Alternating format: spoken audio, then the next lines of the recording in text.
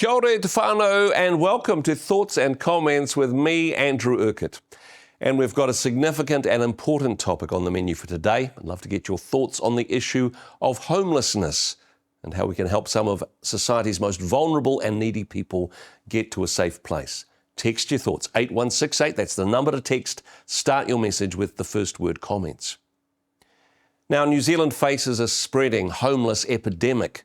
As the oil crisis threatens an economic crunch, will ACT's recent proposal to introduce move-on orders do any good? I spoke to a few people who have an interest in this, representatives from the business sector, human rights advocates and community welfare services who deeply care about the impact of these powers on whole communities. First up, let's hear from civil liberties lobbyist Nick Hanne from Pillar, who summarises what police will be authorised to do and what he sees as potential problems with the plan. What the ACT Party are really pushing for here is something called move-on orders, and that allows police to come along and ask somebody who is perhaps sitting in, the vicinity of a shop front, or in a public place, perhaps in a main street. Think of the CBD in Auckland, where there's obviously a lot of homelessness visible there. And they're wanting the ability to move people on and basically stop them from coming back for at least 24 hours.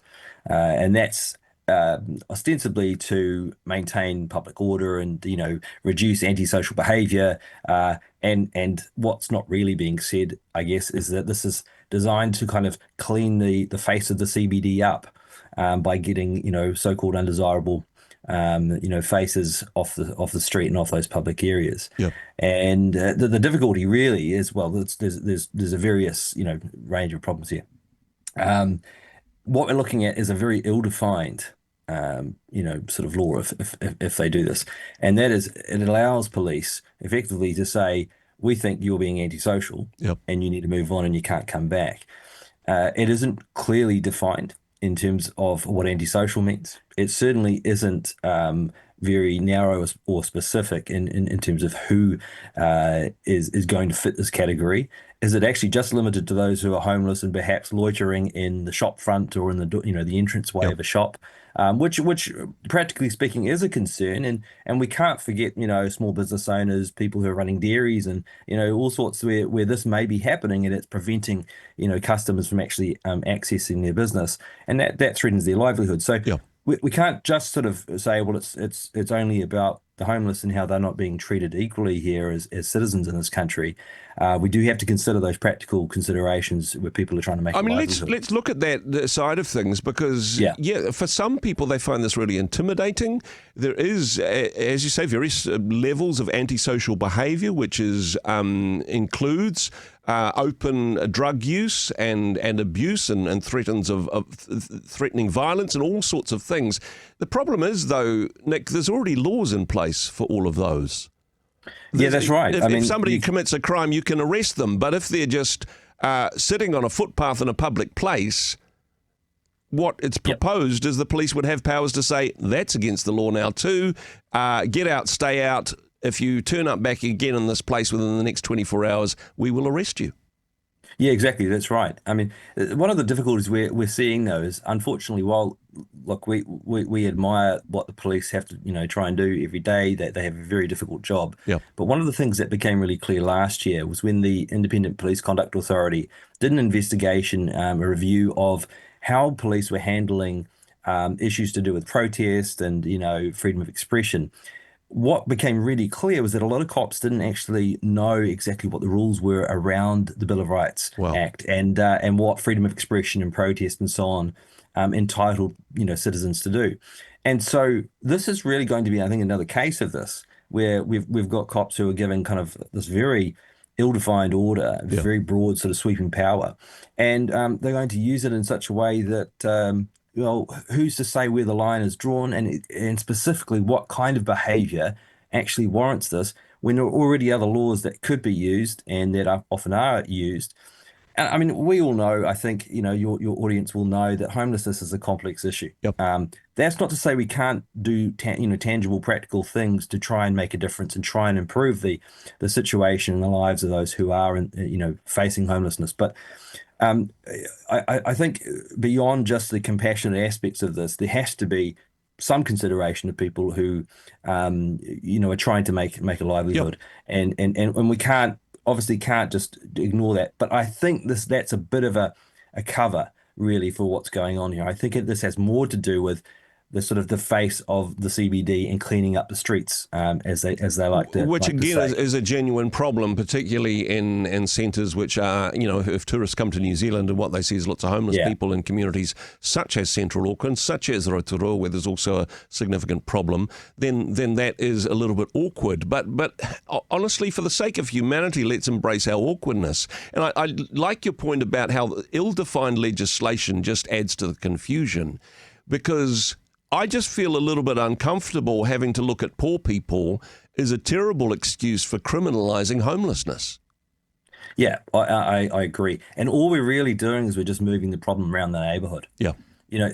Those who are homeless, those who are sleeping rough will not simply go, oh, well, I guess now that I've been told to move out of this shopfront area, I'm going to have to go and get a house. I'm going to have to go settle down and actually start, getting my mail delivered to a letterbox. This it's not that straightforward, and I think actually most people know that. So what do business owners really think? Are they generally sympathetic to the tough spot that rough sleepers find themselves in, or is it an inconvenience which is embarrassing the tourists and driving down trade? Carolyn Young from Retail New Zealand shared about the impact on small businesses and why she thinks that shifting homeless people isn't a real solution. Yeah, look, it's a very challenging position, and we do understand that there are, people that are really struggling out there. What we know is that there is some need for a circuit breaker from time to time. So when there's some really difficult environments happening in front of your store and it's off-putting for consumers to come through and the general public to be able to come to your store, sometimes you need a circuit breaker to kind of break the cycle. But what we do know is that we need to find a long-term solution for people that need, a warm bed, a warm bed and a roof over their head, that they need access to healthcare, they need access to social services and to be able to, some budgetary advice, everything to be able to manage their life so that they can be, a full member of society in terms of contributing with work and things.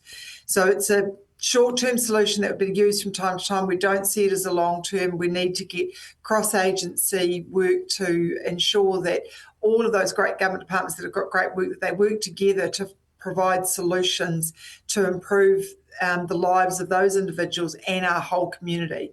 But we also know that from time to time there are some really terrible things that happen in our communities at times, and you do need someone to move people on from occasion.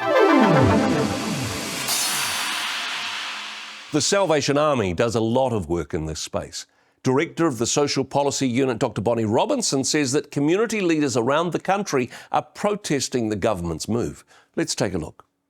Yes, well, I signed an open letter to the Prime Minister on behalf of the Social Policy Unit and the Salvation Army from a whole lot of faith-based leaders, a lot of church leaders in Wellington, community leaders and the mayors of Wellington. And essentially it was an open letter saying, please don't do this. This is both ineffective and lacking in compassion, really, was what we're saying. We see the issues that people are grappling with in the downtown, but what's being proposed in the moving on orders isn't actually the solution to those issues. And so as people of faith, we're going, this is not a compassionate response. It's not an effective response. Don't do this. Let's work on the things that we know work rather than doing things that will effectively punish people for being homeless. Now, looking through the open letter and seeing who the signatories are, for the most part, they are faith-based groups, some charitable organisations based in Wellington. There's not any business owners on the list or people whose lives may be impacted by working in the city and having to deal with antisocial behaviours from homeless people. Some people would say, why not a representation there? Well, a lot of central city organisations across the motu are actually in contact with retailers associations, and it's not it's not an us and them. We absolutely all agree that our downtowns need to be safe places for everybody, and places that people feel welcome and able to go about their business during the day and feeling safe and welcome. So we all want that, and retailers are not universally in favour of moving on either. There are some that are, but there are some that really question its effectiveness. I think what everyone's united on is we do know what can work, and it is things like transitional housing, the Housing First service where people are given housing and then wraparound support to deal with their issues, mental health services, all the things we know that people who end up living rough often need. That's what we're all focused on saying, let's provide that because we know it works. Yep. The problem we've got is we just haven't got enough resources into all of those things. Because, the question comes up from that, look, if we know what works, honestly, it's obviously not working at the moment. The problem is getting worse, particularly in our large cities. If we know what works and it's not working, isn't it time to try something new, perhaps? Well, I think I'd question whether those things aren't working. I think they are working. We can point to how effective Housing First, transitional housing, those kinds of services are. As I said, the difficulty is there's been less resource put into those kinds of transitional housing, particularly services. Housing First has got more people it needs to house than it's got places to house. So where we can get people into those programs, we know that works. I think the other thing is that homelessness, particularly rough sleeping, people who are literally homeless and living on the streets, has increased in the last 12 to 18 months. We've been involved in a survey, and right across the motu, people are seeing all forms of homelessness worse, and we are seeing in our major centres increased numbers. So obviously when you've got, and I think in central Auckland, the numbers sleeping rough have about doubled in the last couple of years. So when you get increased numbers of people, it obviously becomes more obvious to people that this is happening. And so people respond to that. But, and some people respond with fear and anxiety. There's more people seem to be on the street, and they get anxious about that. But the answer to that is not to go, let's push it away where we can't see it.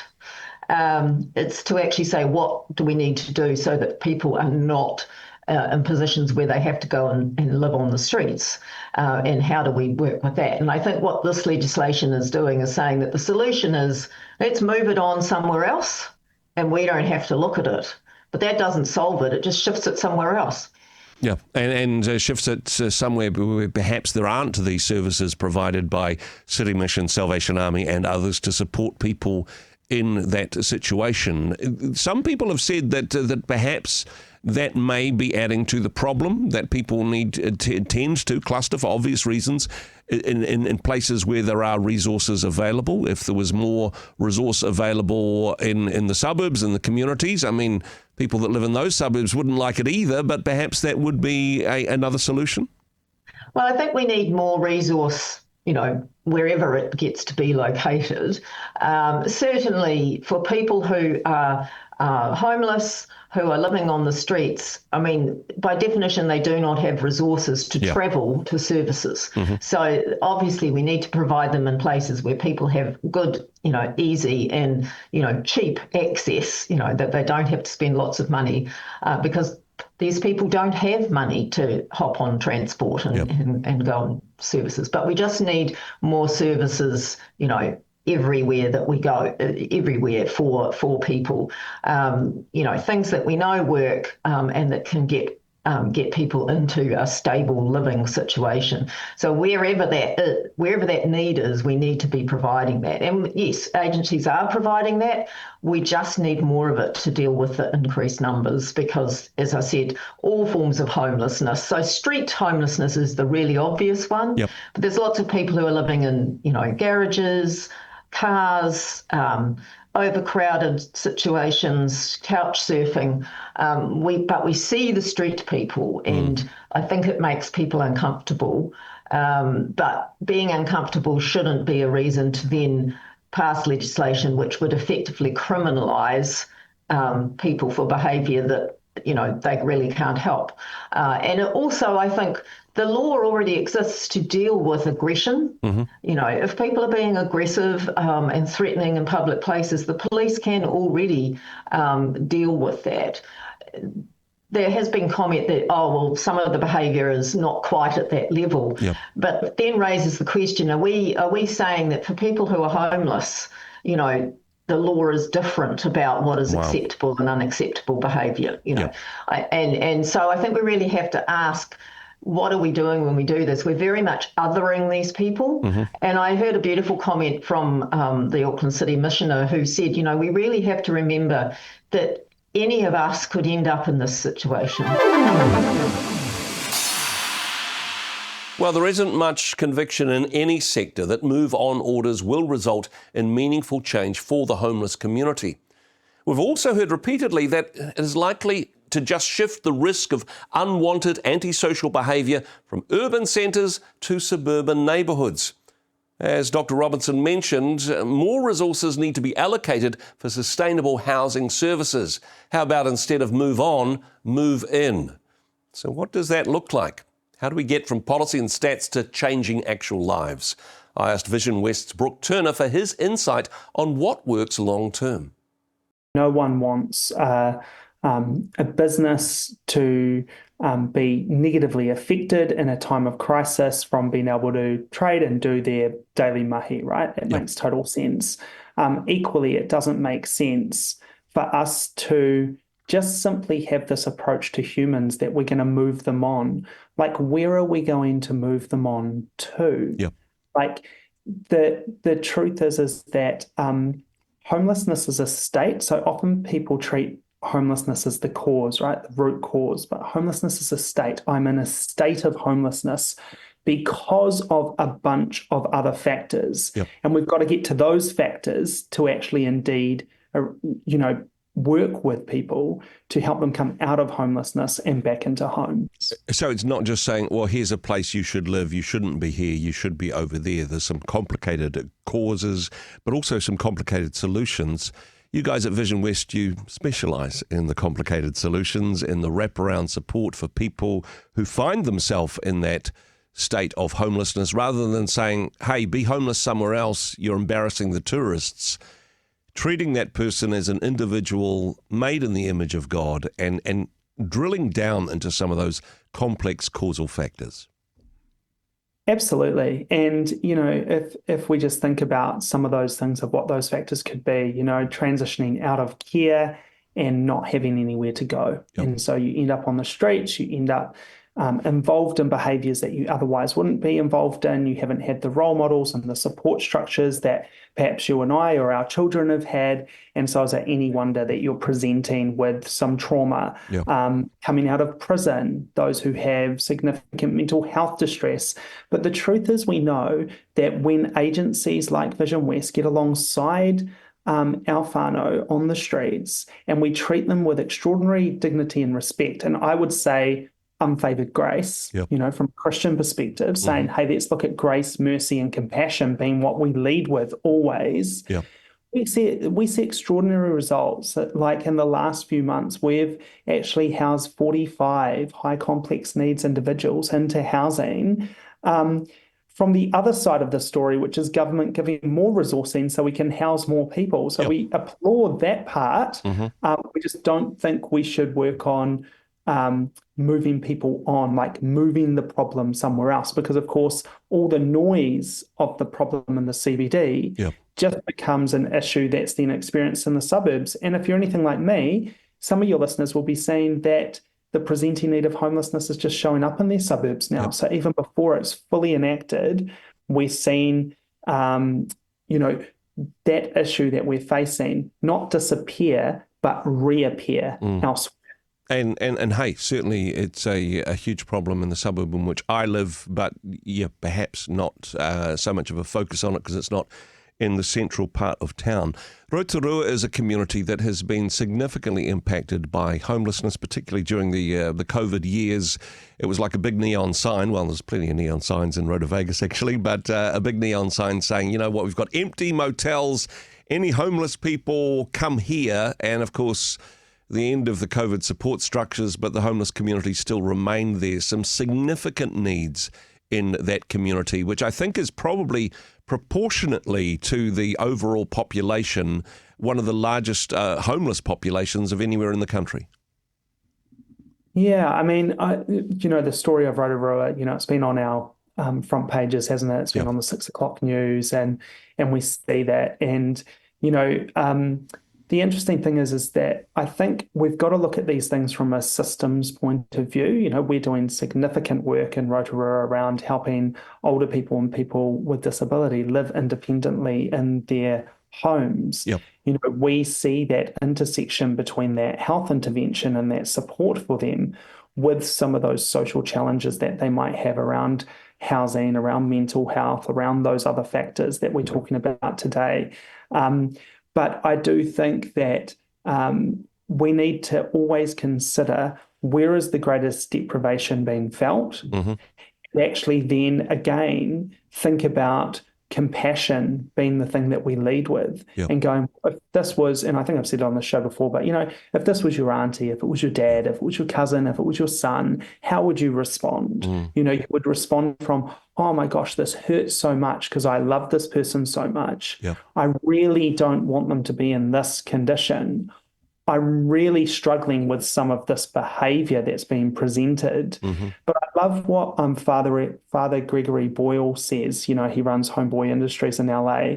He says, we must start from the place that humans are unshakably good.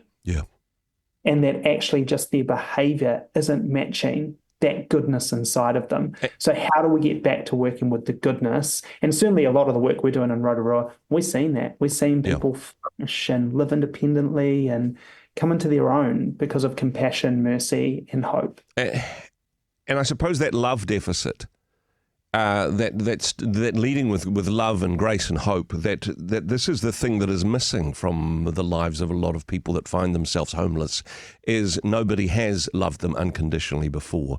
They've been told they're a nuisance. They've been told to move on. They've had such negative things spoken over their lives. To lead with love on this one makes such a huge difference. And exciting that you guys are now working in Rotorua. This has been a recent expansion of your ministry, partnering with local churches to make a real difference in the housing space for the people in Rotorua.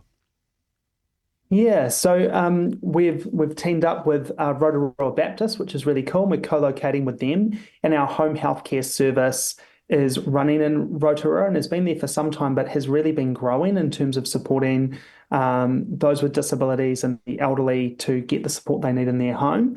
But we equally are having those conversations about how we might respond to specific housing needs there and what role Vision West can play. And I think that, where we can do that, where we can partner with other faith-led groups to make a difference, we will do that. And, I'd just say, to the audience out there, I mean, I heard you say at the beginning, we're talking about the $50, the price of petrol, the geopolitical environment.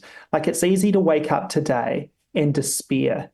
It's easy to wake up today and despair. And actually, when we despair, or when we're wanting to sort of control our lives, we can see the social irritant being homelessness on our streets, or the young people who are presenting antisocial behaviours, or whatever those things are, as, can that just go away? Can that just leave? And that's the move on orders, right? Let's just make it go away. Let's just make it leave. But the truth is that, and I think we've talked about this before, if you've ever had a friend who's struggling with depression or mental health issues, you don't just go and go, hey mate, snap out of it. When I've been down, people around me haven't gone, hey Brooke, snap out of it. They've got alongside me. They've sought to understand what's going on for me. They've sought to walk with me until I can find a solution myself with their support. And it's no different for our homeless whānau. It is a big issue. And no quick or easy solutions, that's for sure. But what a great reminder from our guest today that a posture of love and compassion can start to heal, upskill and uplift society's most vulnerable, especially as we head into the colder months. Now, this in turn not only helps the homeless, but also whole communities to flourish and thrive. That's all the time we have for today. Very much appreciate your company as well as your thoughts and comments. You can check out the full interviews online at thoughtsandcomments.co.nz. Like and subscribe to our YouTube channel, and don't forget, of course, to leave your thoughts in the comments.